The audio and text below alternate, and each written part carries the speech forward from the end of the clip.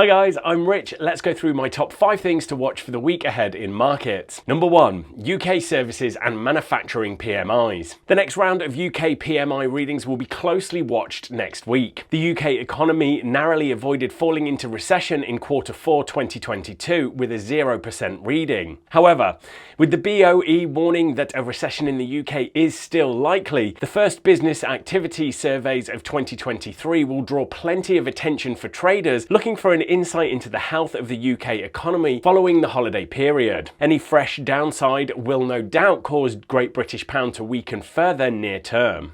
Number 2, Canadian CPI. The latest round of Canadian CPI data will be closely watched next week. The BOC recently signalled a likely pause on rate hikes following an aggressive campaign of tightening recently. BOC was the first to hike post-COVID. However, the bank did note that future policy decisions will be data dependent, and as such, there are upside risks should inflation begin to creep higher. On the back of the recent lift in US inflation, traders will be keen to see how consumer prices fared in Canada, with Canadian dollar likely to rise should we see any unexpected strength. Number 3, RBNZ rate meeting. The RBNZ remains among the most hawkish of the G10 central banks. With inflation still at elevated levels, the RBNZ hiked rates last time, along with signalling that further action would be necessary in order to bring inflation down. In line with this guidance, the market is expecting a further hike next week. In terms of New Zealand dollar reaction, the focus will be on the bank's update guidance. If the RBNZ retains a hawkish outlook, expect New Zealand dollar to stay supported near term, particularly against Great British Pound and Canadian dollar. Number 4, FOMC meeting minutes. The last FOMC minutes will be closely scrutinised this week. There appears to have been some disconnect between how market interpreted the outlook at the last Fed meeting. However, in light of the hawkish commentary we've heard from several members since the meeting, it's likely that the details will be on the hawkish side, which should see US dollar further supported, particularly on the back of the recent uptick in inflation we saw last week.